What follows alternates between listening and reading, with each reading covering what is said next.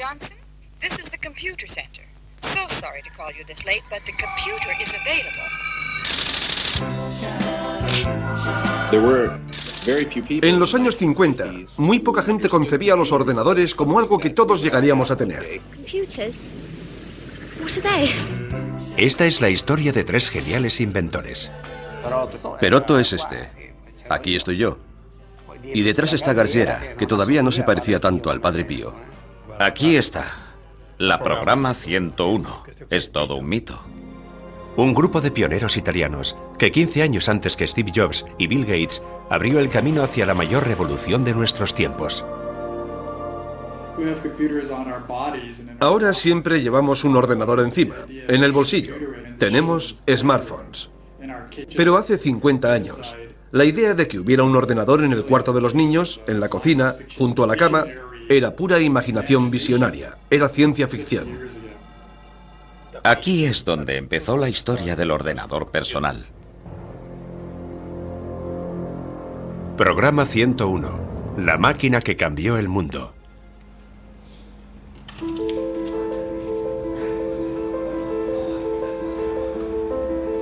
El ordenador personal es el instrumento que más ha cambiado nuestras vidas.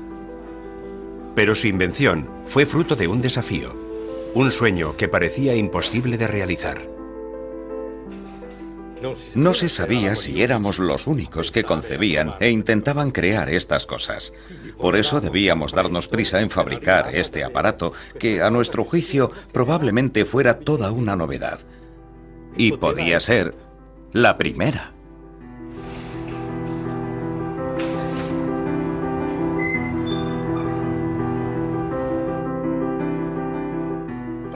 Prácticamente no había referencias de ningún tipo, porque en aquella época no existían máquinas así. Por tanto, era un camino que se había iniciado, pero no sabíamos ni por dónde, ni a dónde nos iba a llevar. De todas formas, estábamos tan empeñados que mantuvimos una competición contrarreloj y lo logramos.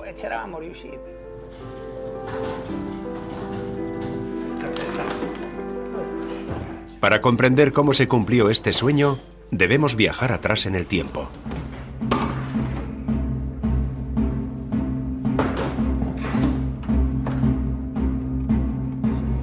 Las primeras y mastodónticas computadoras fueron utilizadas en el mayor de los secretos durante la Segunda Guerra Mundial. La necesidad de realizar cálculos balísticos y descodificar mensajes encriptados a velocidades cada vez mayores obligaron a las potencias beligerantes a invertir en la producción de las primeras y rudimentarias máquinas de cálculo. Pero es en los años 50 y 60 cuando, gracias a la electrónica, se afianzan definitivamente en la industria civil y militar. Las denominan grandes calculadoras, cerebros electrónicos, y no parece que su destino final sea el de convertirse en un instrumento habitual en nuestra mesa de trabajo. Las computadoras se ubicaban en grandes habitaciones, donde se escuchaba el martilleo atronador de los tabuladores. Por eso se pensaba en aquella época que los ordenadores no estaban al alcance de todos, ni lo iban a estar en mucho tiempo. El tamaño era desconcertante. Era tal que daba la impresión de ser un mundo aparte, impenetrable. Computers may be wonderful, but they're a great big black box. We haven't got one, and we must fly. We're going to Mexico. Al principio, los ordenadores eran computadoras de gran tamaño y estaban situadas en un contexto concreto, por lo que la interacción social era limitada. Solo había una pequeña élite de gente privilegiada que podía tener acceso a la computadora. Era casi como una casta sacerdotal, un grupo dirigente.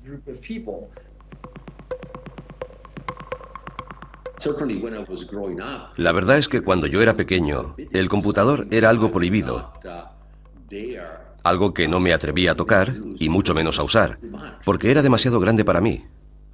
Era casi un mito.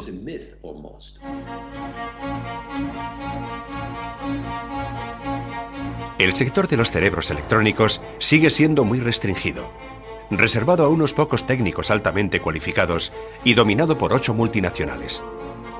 La empresa dominante es la International Business Machines Corporation, conocida como IBM.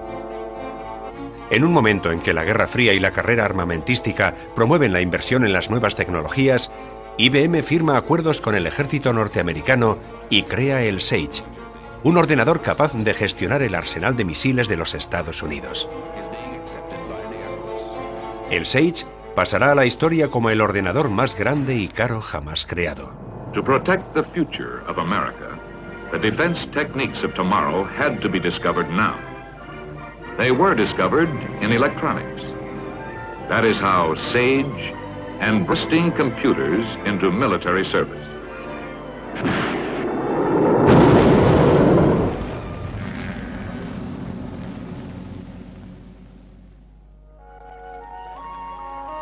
Entretanto, en Italia hay una empresa que se propone desafiar a la hegemonía norteamericana en el campo de la informática. Es la Olivetti, una empresa totalmente diferente de los colosos de ultramar. Da Ivrea chiamano le sirene della Olivetti. È la sveglia dell'antica città forte. Dai blocchi delle case per dipendenti, i piccoli ed i grandi vanno verso la fabbrica o la scuola. Esta empresa, líder en el mundo de la producción de máquinas de escribir y calculadoras mecánicas, está encabezada por Adriano Olivetti, un empresario que piensa en un mundo utópico, donde la fábrica no es solo el lugar de trabajo. No era solo una fábrica, era una sociedad. La fábrica era todo lo que la rodeaba. Y para Adriano tenía que vivir en armonía. Cresce qui ogni anno il complesso delle officine, crescono gli edifici dei servizi sociali come quello dell'ambulatorio e dell'infermeria, dove i dipendenti ricevono visite gratuite e trattamenti cure. Adriano Olivetti diseña una empresa definida como la Atenas del siglo XX, donde los conocimientos técnicos y la cultura humanista están en permanente búsqueda de un punto de convergencia, y decide proyectarla hacia el futuro. Invierte buena parte de los recursos de la empresa en las incipientes tecnologías electrónicas y crea el laboratorio de investigación y desarrollo informático más importante de Europa. Y es aquí donde una nueva generación de proyectistas empieza a explorar las nuevas fronteras de la informática. Cuando entré en Olivetti, lo hice con mucho entusiasmo. Y con el tiempo, este entusiasmo, lejos de apagarse, aumentó. Porque el ambiente de los laboratorios electrónicos de Olivetti era inmejorable. Había un bagaje impresionante de know-how entre las 400 personas del laboratorio. Estábamos en un ambiente en el que había gran cantidad de conocimiento a tu disposición. Pienso que las cosas nacen si existe una tierra abonada, un caldo de cultivo. Y cuando hay un gran caldo de cultivo, tarde o temprano nace algo. Es fisiológico, natural. La naturaleza es así.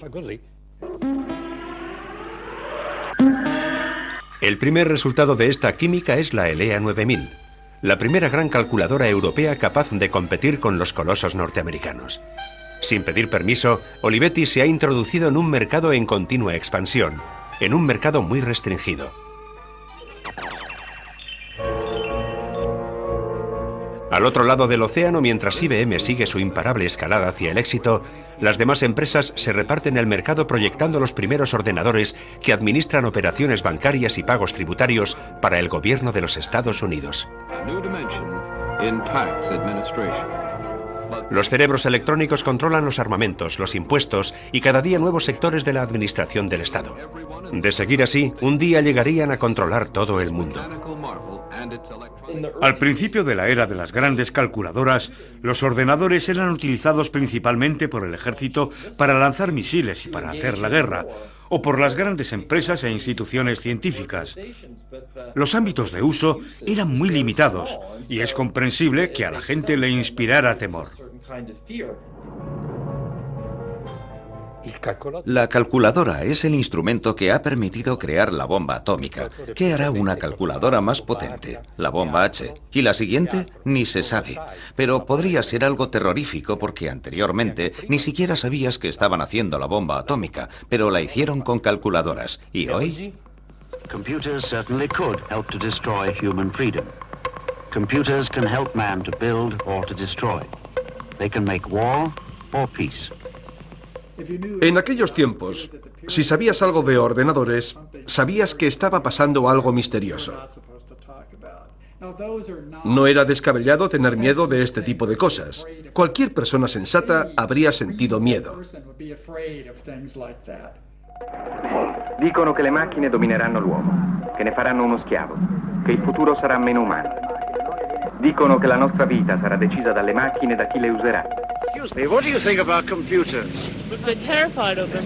Control, control, control. Every day you read in the newspapers that computers are controlling something else. It's my belief that the government will link up all the computers and we'll all be controlled. And there'll be no freedom left. La opinión pública vive la pesadilla de un futuro dominado por los ordenadores, pero el que las fabrica prosigue impertérrito el desafío de la búsqueda de una calculadora cada vez más potente. Y cuando más enconada es esta competición, en 1960, la Olivetti sufre un duro golpe. Muere Adriano Olivetti, y con él la visión de una vía italiana hacia la informática. El único que hereda el espíritu pionero de Adriano es su hijo, Roberto Olivetti. Roberto encomienda la tarea de concebir un ordenador diferente de las grandes calculadoras, un ordenador jamás imaginado antes, a un reducido grupo dirigido por Pier Giorgio Perotto. Perotto es este. Aquí estoy yo. Y detrás está Garciera, que todavía no se parecía tanto al Padre Pío.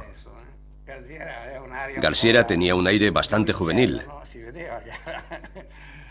Se ve que era un joven de aquella época.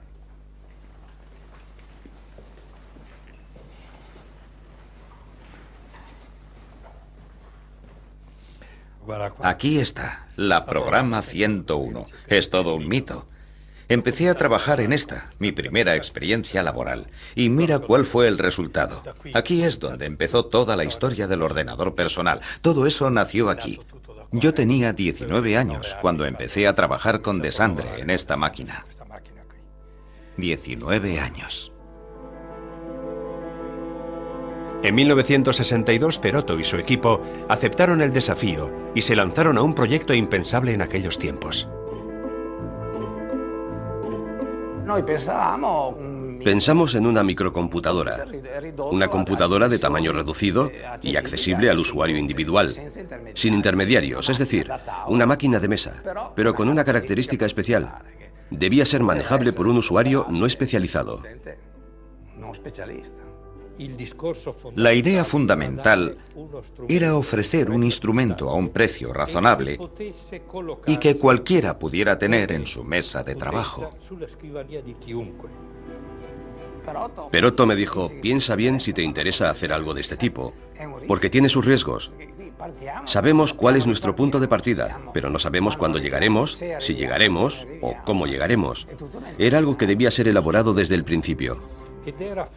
Y era tan difícil incluso explicar que posiblemente fuera factible, que el ingeniero Perotto dijo, chicos, yo no os voy a contar que tenemos una idea y que en suma pensamos que es factible. Quiero sacar un producto, quiero que lo vean, porque si no, la gente no nos va a creer.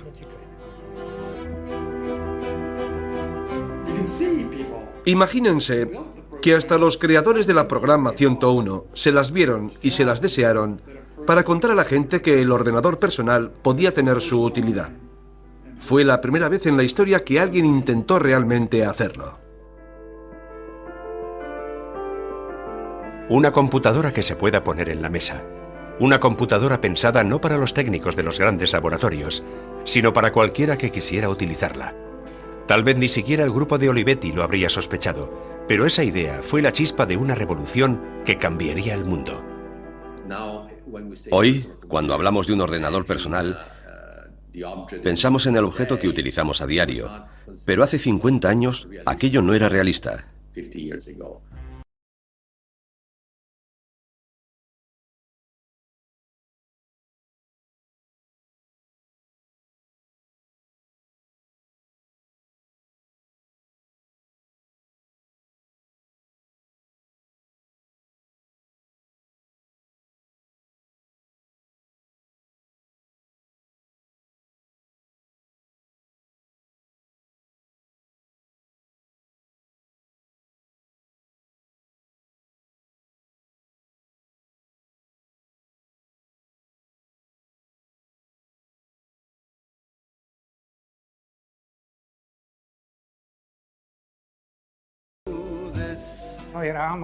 Éramos como Miguel Ángel ante una piedra sin tallar.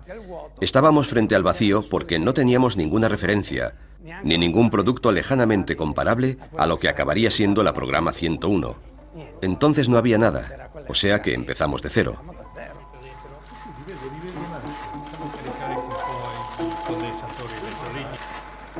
¿Cómo fabricar un pequeño ordenador? Cuando en 1962 el punto de referencia de la informática eran las grandes calculadoras de la IBM, enormes salas climatizadas y filas interminables de armarios conectados entre sí por kilómetros y kilómetros de cables. El grupo de Perotto sabe que debe superar pruebas a las que nadie se ha enfrentado anteriormente. El problema no era tener la idea de hacerlo, sino cómo hacerlo. Y la idea de hacerlo no se nos ocurría estando dentro de la ciudad prohibida de las grandes calculadoras, porque de allí no se baja, allí uno permanece siempre entre las nubes, contempla la estratosfera, cada vez más alto. En cambio, había que mirar más hacia abajo. La primera gran prueba, la más difícil, es lograr condensar toda la potencia de una gran calculadora en una caja tan pequeña como una máquina de escribir. Esta era la memoria disponible en aquella época. Compleja, costosa, había que construirla pieza a pieza, había que encajarla, etc. Costaba un ojo de la cara. A veces renqueaba, y además era un mamotreto, muy engorrosa. No valía para lo que nosotros queríamos. Con ella no íbamos a ninguna parte, de manera que buscamos otra memoria. Y elegimos la línea magnetoestrictiva, constituida por un hilo de acero armónico, como la cuerda de un piano. Y en torno a esta línea construimos nuestra máquina.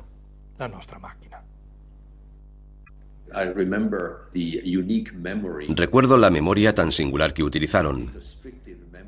Era la línea magnetoestrictiva. Es un buen ejemplo de que aceptar otros puntos de vista y negarse a aceptar estereotipos es un eficaz sistema para aportar innovación al mundo. Si nos fijamos en la historia de los ordenadores, no solo comprenderemos el gran avance que se ha realizado, sino los retos a los que se enfrenta la gente en aquellos tiempos para solucionar estos problemas.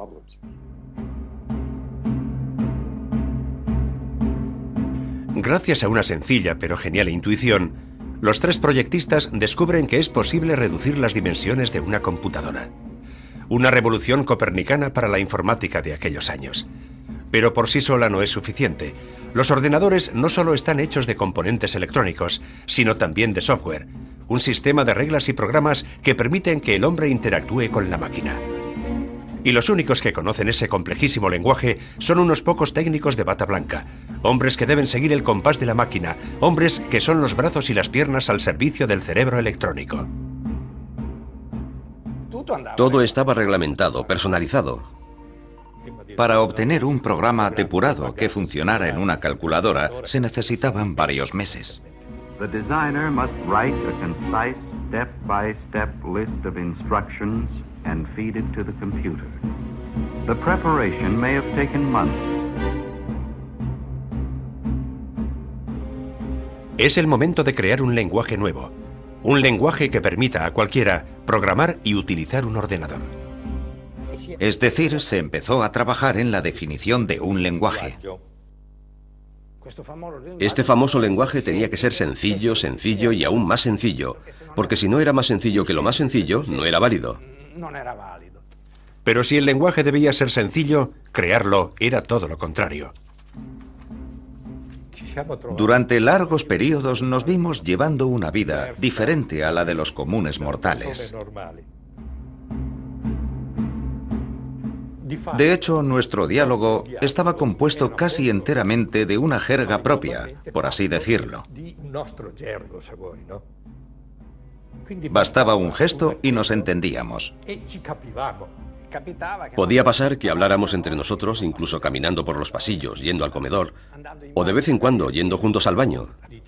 Allí había un urinario individual de pared donde se hacía pipí. Luego había cabinas donde uno podía encerrarse. El otro estaba dentro, yo estaba fuera haciendo pipí, y recuerdo que me puse a contestarle siempre con el mismo lenguaje.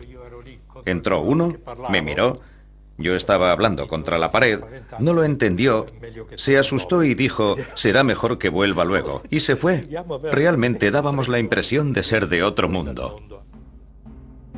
Conservo el libro de instrucciones de la programa 101.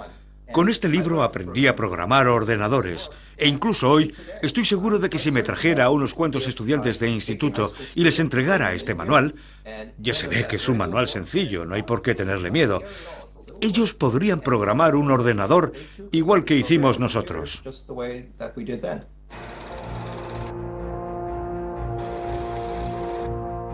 Al cabo de 2 años de duro trabajo, el equipo de Perotto ha desmontado una a una todas las rígidas normas de la informática de esa época y proyecta una computadora del tamaño de una máquina de escribir, con un lenguaje que permite que el mundo de la informática sea accesible a todos. Pero Perotto va más allá. Concibe un instrumento totalmente inédito, un instrumento que en décadas posteriores se convertirá en el modelo de todos los peces del mundo. La tarjeta magnética fue un as en la manga excepcional porque compras la máquina, la pones en marcha y metes la tarjeta. No tienes que hacer nada más. Y la manejas. Nada más fácil. Cojo la tarjeta con mi programa, que está grabado por aquí, en esta tira magnética. Enciendo la máquina, meto la tarjeta y ya está. El programa queda introducido y la máquina está en condiciones de ejecutarlo. Basta con dar una orden en el teclado y la máquina empieza a procesar según las instrucciones de este programa. Más fácil imposible. Very, very easy, como decían los norteamericanos.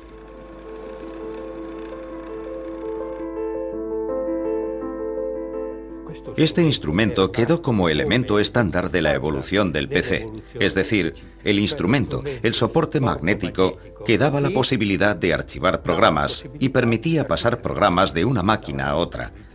Y posteriormente pasó a ser un disco, el floppy disk, que primero fue grande, luego más pequeño y así sucesivamente. La tarjeta abre definitivamente una nueva era. Una era en la que la relación del hombre con las computadoras cambia radicalmente. Cualquiera puede hacerse con un programa, cargarlo inmediatamente en el propio ordenador, intercambiarlo con otros usuarios, como se hace hoy en día con cualquier archivo. Los 3 inventores han ganado su apuesta. Han dotado al ordenador de alma, y Roberto Olivetti decide que ha llegado el momento de que tome forma. Contacta con Mario Bellini, un joven y prometedor arquitecto. En la actualidad, Bellini es uno de los arquitectos y diseñadores más importantes del mundo. Recuerdo que un día recibí una llamada de Roberto Olivetti diciéndome: oiga, necesito estar con usted por un proyecto complejo que tenemos entre manos. Se trataba de diseñar no una caja que albergara los mecanismos y circuitos impresos, sino algo que fuese un objeto personal, algo que interactuara puntualmente con una persona que estaba sentada frente a una mesa, un despacho, y que esta persona emprendiera una relación de comprensión con esta máquina. Era bastante novedoso, porque hasta entonces las computadoras eran armarios, y con los armarios no interactuamos. Prácticamente los armarios más atractivos son los que están empotrados en las paredes. Pero esto no era un armario o una caja, era una máquina diseñada para entrar a formar parte de tu círculo personal más allegado, como una persona más.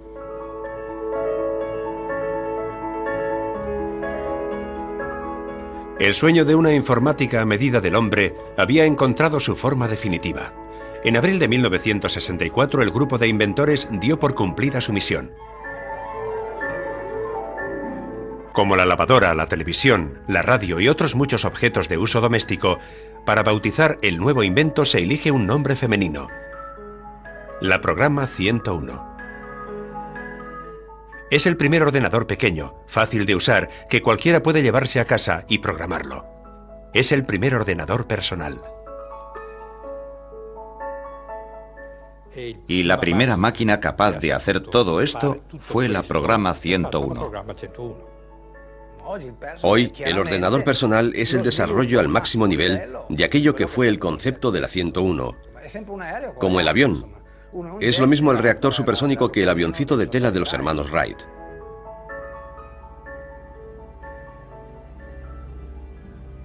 Pero cuando el sueño de los 3 proyectistas estaba a punto de emprender el vuelo, en Olivetti sucedió algo inesperado. En la primavera del 64 se difundió el rumor de que la Olivetti no andaba bien, que tenía problemas económicos. Olivetti cae en una gran crisis financiera. Para apoyarla, se crea un grupo de intervención dirigido por los lobbies industriales más importantes de Italia, encabezados por Cuccia, de Mediobanca, y Valletta, de la Fiat. El propio Valletta decía que Olivetti había cometido un gran error: el de meterse en este sector de la electrónica para grandes computadoras, que era un sector vedado a las empresas europeas, porque estaba fuera de nuestro alcance. Entonces nosotros interveníamos, pero la condición era que la sección electrónica fuese vendida a una empresa norteamericana. Tanto Valletta como Cuccia como el gobierno italiano no sabían nada de electrónica ni de ordenadores. No les importaba nada.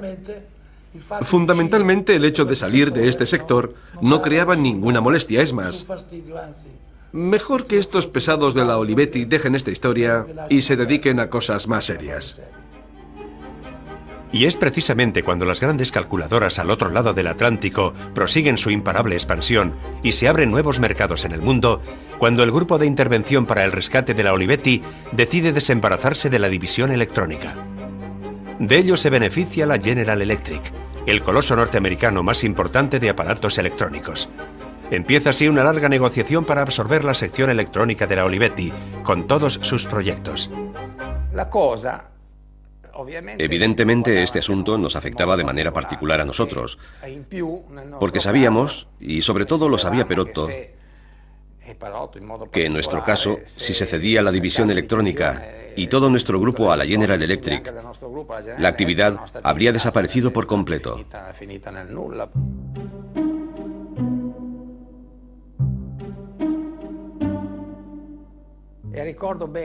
Todavía recuerdo que Perotto, precisamente para demostrar la situación de profunda incertidumbre en que nos encontrábamos,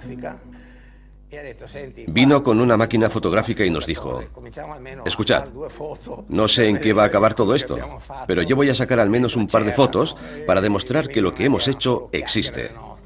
O sea que lo nuestro no eran meras habladurías, prácticamente fueron palabras proféticas.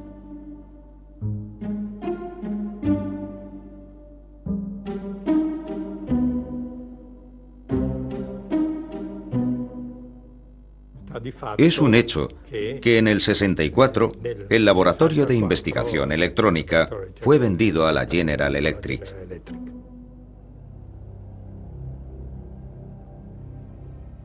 Aquí estaba el despacho de Perotto. Este era el despacho de Perotto, ¿te acuerdas?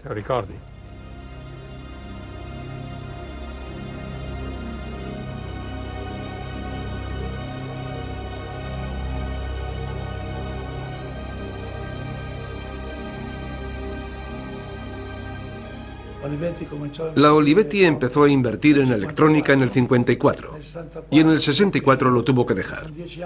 Fueron 10 años de inversiones, de visión e incluso de esfuerzo. Y no solo de esfuerzos financieros, sino también de recursos humanos. Todo aquello terminó. Fue una aventura que costó sangre, sudor y lágrimas.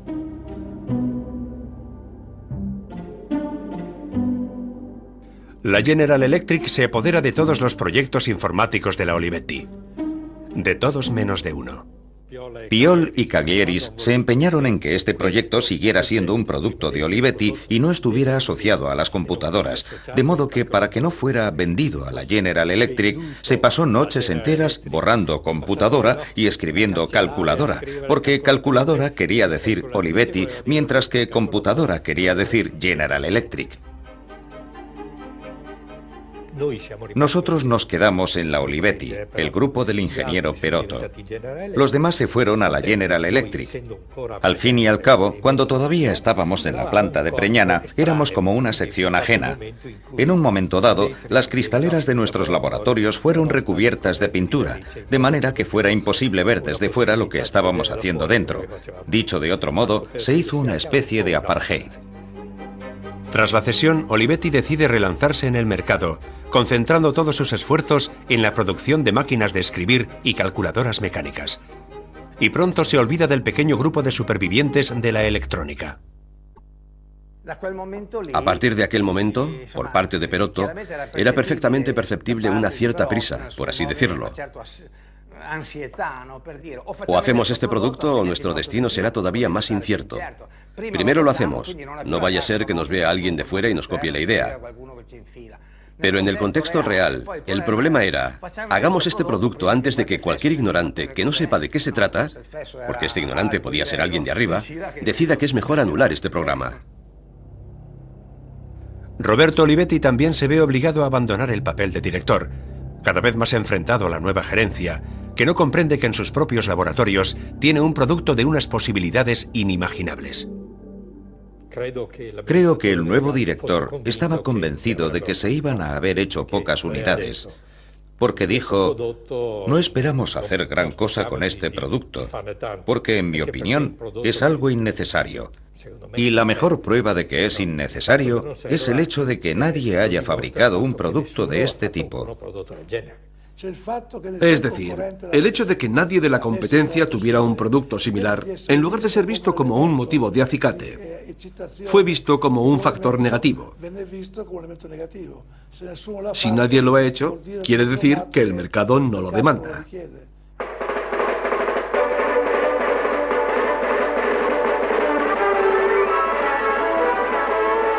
Mientras en Italia los nuevos gerentes de Olivetti no ven salidas comerciales para el primer ordenador personal, Norteamérica hierve con los preparativos de la feria más importante jamás organizada, que marcaría el imaginario colectivo durante mucho tiempo.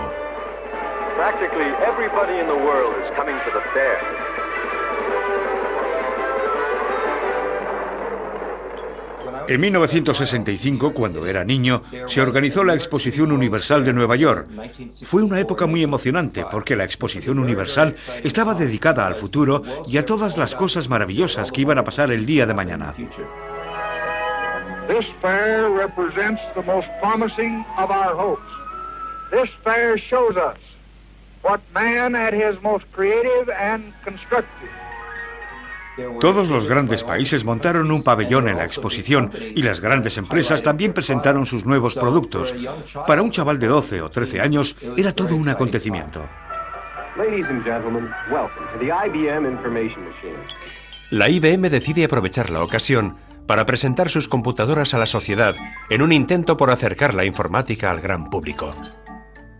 Una de las cosas que aprendí en la Exposición Universal fue que el futuro pasaba por los ordenadores, porque en toda la feria había exposiciones que hablaban de esto. Aunque la computadora era normalmente una máquina gigante aislada, con cintas magnéticas y técnicos de bata blanca y corbata que apretaban botones. La gente corriente no podía acercarse a las computadoras, se ocultaban en un segundo plano. Eran demasiado especiales para tocarlas. Olivetti. La Olivetti también decide aprovechar la Gran Manzana como escenario para su lanzamiento, y en los días de la imponente Exposición Universal presenta su nueva línea de calculadoras mecánicas Logos 27. Pero además de la Logos, decide mostrar un modelo de la Programa 101. La Olivetti no estaba interesada en mostrar la 101. Bueno, sí, quería mostrar también la 101, pero la expuso en una salita trasera más discreta. O sea, solo iba a verla el que estuviera interesado. La protagonista de la muestra era la Logos 27. Si hoy pudiera empezar de cero, ahora que pienso en lo que hace Apple, por ejemplo, habría volcado los recursos de la empresa en aquel producto. Yo estaba muy alejado de todo esto, en el sentido de que el producto no se consideraba como algo que cambiaría el mundo. La intención era clara: presentar aquella máquina como ejemplo de lo que podría hacer Olivetti si quisiera, como el coche ideal, o los prototipos que se exhiben en los salones del automóvil, que sin embargo están allí para poder decir: mira lo que hemos estudiado, lo que podremos hacer. Pero los coches reales son otra cosa. El 25 de octubre de 1965, pese a estar arrinconada, la 101 tiene la posibilidad de ser valorada no por los burócratas o empresarios, sino por la gente corriente para la que ha sido creada. Welcome to the world of tomorrow. Se organizó una presentación de la programa 101. Yo estuve allí. Y recuerdo que el presentador dijo: y ahora, la máquina va a calcular la órbita de un satélite alrededor de la Tierra.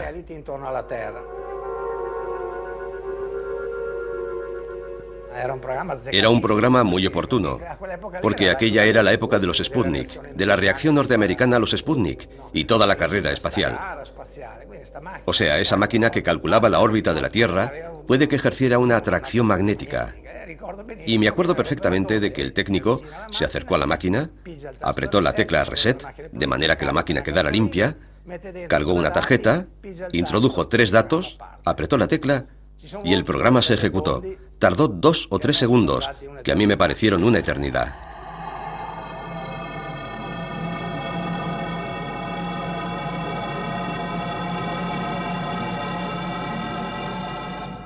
Y al cabo de esos 3 segundos, la máquina empezó a disparar una serie de resultados que...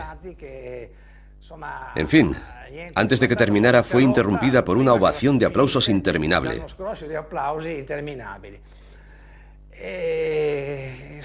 Recuerdo aquel momento como... me pareció tocar el cielo con los dedos.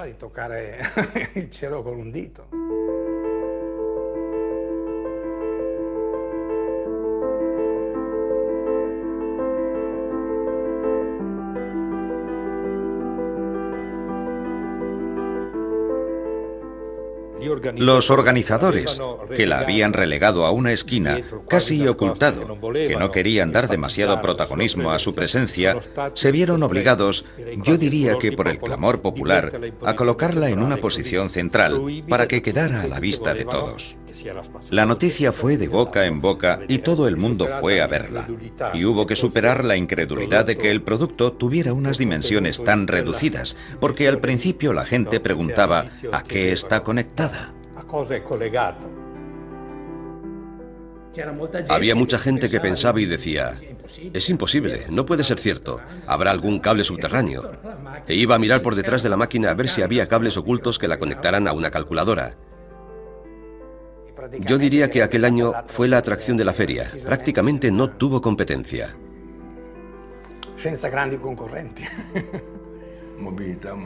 Movilizamos a toda Nueva York. Estuvo David Rockefeller, estuvo el alcalde de Nueva York, estuvieron los representantes de toda la prensa, no solo de Nueva York, sino norteamericana e internacional.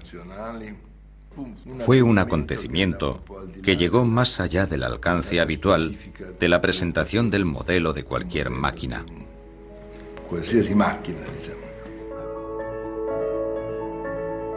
Veremos un ordenador en la mesa de trabajo antes de que haya 2 coches en el garaje. Olivetti lanza la nueva dimensión de la computadora. La primera computadora que cabe en tu mesa. Los comentarios de la prensa norteamericana son elogiosos, y la Olivetti, a pesar de no seguir siendo dueña de una división electrónica, se ve obligada a producirla y a lanzarla al mercado mundial.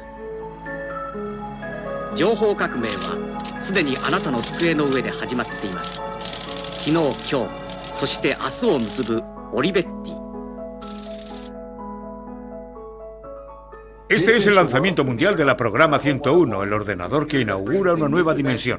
Ahora, por menos del alquiler mensual de una computadora de gran tamaño, hombres de negocios, científicos y técnicos pueden adquirir una Programa 101. Es un poquito más grande que una máquina de escribir y está lista para ser colocada en su mesa. Viene en su envoltorio, con una presentación elegante. Se personaliza, se convierte en objeto de consumo, vas a la tienda y te compras una. No es algo que un genio de la electrónica se construye en casa, sino una computadora de consumo personal. Queríamos hacer algo grande. Hicimos una carrera contrarreloj y lo logramos. This man is working against time, computer time. Why? Because there are not enough computer facilities available. Until today. Because Olivetti have developed Programmer 101, the world's first desktop computer. The Programmer 101 is compact. The Programmer 101 is portable. No había que compartirla con nadie, la tenías a tu entera disposición, solo para ti, a la espera de tus instrucciones. The Programmer 101 sells at a fraction of the cost of a large computer.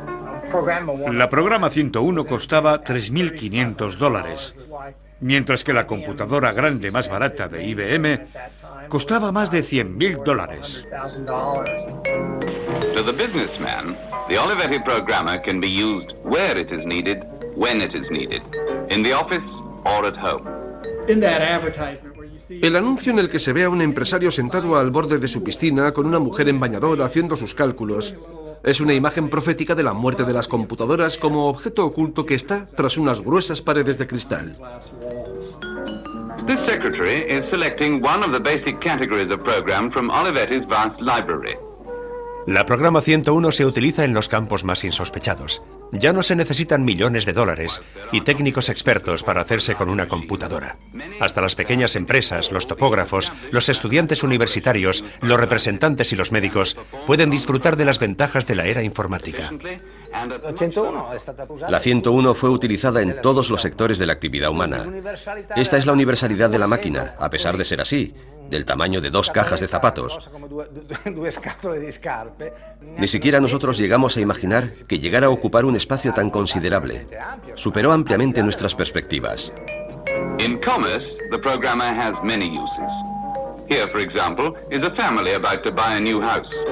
The programmer can be used to compute the mortgage repayments, interest rates, and the life assurance statistics.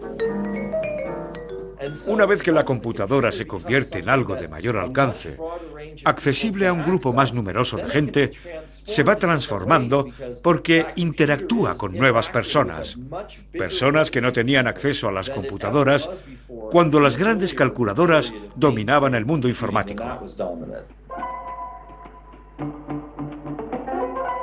Los ordenadores personales conquistan cuotas de usuarios impensables hace escasos años.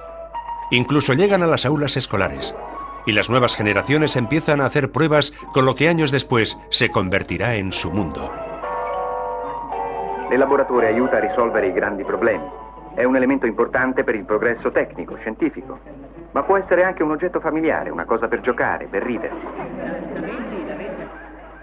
Es bastante engorroso llevar a toda la clase a ver una computadora de gran tamaño y solo pueden verla desde fuera, al otro lado de la cristalera. Les dices, esta es una calculadora electrónica. En cambio, si tienes una 101, puedes reunir a toda la clase y cada alumno puede crear un pequeño programa como ejercicio y ponerlo en marcha. Eso vale muchísimo. Noi ci aspettavamo un calcolatore grosso, una cosa enorme, invece tu quando hai visto questa macchina qua sei un po' spaventati, cos'è una calcolatrice, una macchina da scrivere.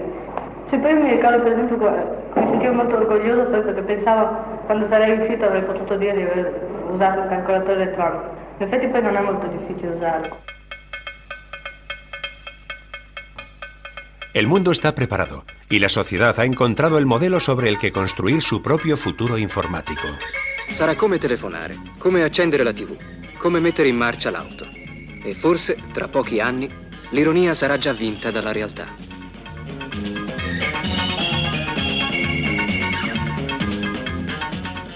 Si te pones dentro del contexto de aquellos años, empiezas a entender lo útil que fue la programa 101. Incluso en aquellos tiempos fue un gran salto hacia adelante.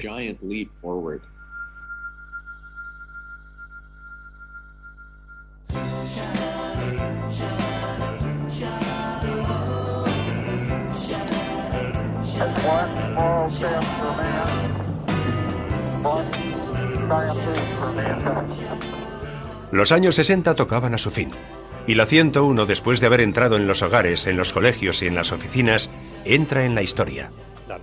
La NASA había adquirido más de una decena. Los técnicos que preparaban el proyecto Luna tenían la 101. La NASA la emplea para calcular las maniobras de alunizaje, la NBC para pronosticar los resultados de las elecciones presidenciales y el ejército norteamericano para planificar las operaciones en Vietnam. La programa 101 tuvo un éxito rotundo en los Estados Unidos. Se vendieron más de 40.000 unidades. Esta es la prueba de que la programa 101 ofrecía a los usuarios lo que realmente necesitaban. Y mientras la 101 alcanza la cima del éxito, un coloso de la informática mundial anuncia la presentación de un nuevo modelo. El primer gran pedido de la 101 llegó de la Hewlett Packard, que compró un centenar. Pasado un cierto tiempo, la HP anunció un nuevo producto. Un producto que básicamente reflejaba las características de la 101, solo que con capacidad ampliada. Abrimos un mercado que entonces no existía y despertamos a toda la competencia. Y nosotros, cuando vimos la Hewlett Packard, nos dijimos, cielos, estos nos la han... Ya no somos los amos indiscutibles del mercado.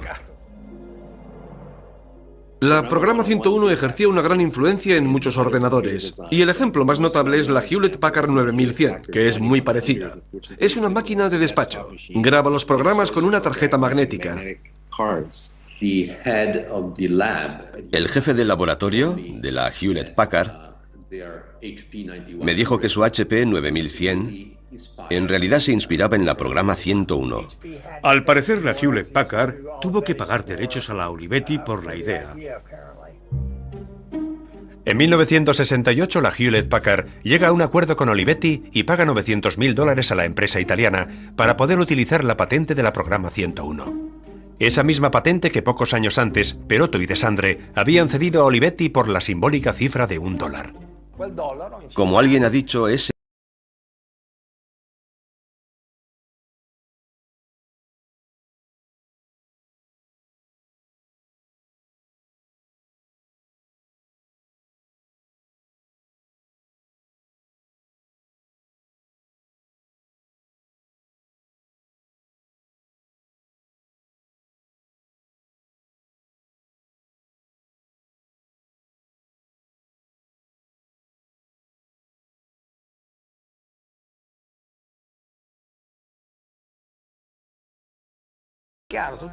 Está claro, todos los proyectos que nacieron después eran proyectos que no tenían ya esa huella de creatividad inicial, necesaria para definir un proyecto.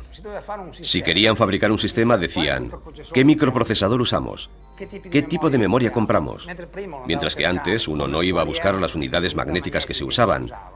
Y nosotros inventamos la tarjeta que antes no existía. Después, cuando empezaron a usarse discos, ya no se podían usar tantas cosas. Se usaron los discos y punto. La Olivetti se verá obligada a ejercer una competencia cada vez más enconada, y en los años 80, durante una década, todavía conseguirá imponerse en el mercado mundial. Si la Olivetti consiguió recuperar su papel en la electrónica, no se debe a su estrategia ni a los planes. Se lo debe exclusivamente al tesón de unas cuantas personas, que no serán más de 4 o 5. El ingeniero Perotto se convertirá en director del Centro de Investigación y Desarrollo Electrónico. Desandre y Garchiera crearán los ordenadores Olivetti de la generación siguiente. Esa generación, cuya divisa, un ordenador en cada mesa, será predicada por muchos y que definirá nuestra sociedad en las décadas futuras. Al principio estaba la 101, luego llegaron otros que sacaron otras máquinas, etcétera, etcétera. En un momento dado, uno que sacó la enésima máquina, para hacerse publicidad dijo: todos los que han estado hasta ahora forman parte del pasado. Ahora nosotros hemos llegado y somos el presente. Y como imagen, eligieron una pirámide de viejas calculadoras amontonadas. La primera en la cima es la 101. Yo dije, el mensaje es, pobrecita, se ha quedado viejecita. Pero también tiene otra lectura, que fue la primera y la han colocado arriba del todo.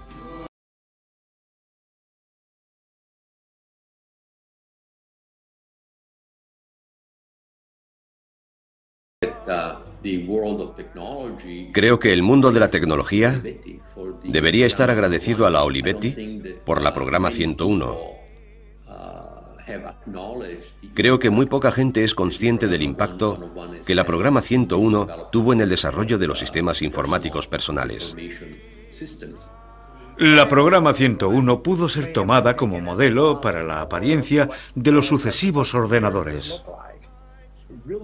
Sentó las bases de todo lo que vemos hoy en día, en términos de contenidos generados para usuarios y de una especie de democratización de Internet. Todo esto habría sido inconcebible si las computadoras no hubieran tenido la capacidad de salir de las grandes empresas, de esa especie de almacenes donde se ubicaban. Para mí la programa 101 tiene una importancia fundamental. Es una tecnología muerta, pero es una cultura viva.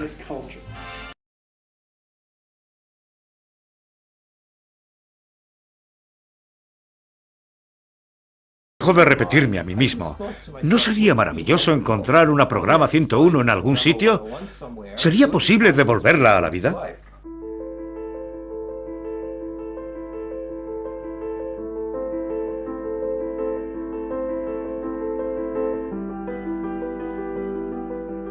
De las 44.000 unidades producidas, hoy tan solo quedan 8 en funcionamiento. Desde hace unos años, De Sandre y Garciera, con la ayuda de otros exproyectistas de Olivetti, recuperan máquinas diseminadas por todo el mundo y las devuelven a la vida. Después de tantos años de laboratorio dedicados a proyectar y experimentar, se han propuesto un nuevo desafío: conectar una 101 a Internet para que lance un mensaje al mundo de hoy. Lo que podría decir la 101 es: Hello boy, here we are. Here we are. Remember that you now exist because I existed 50 years ago.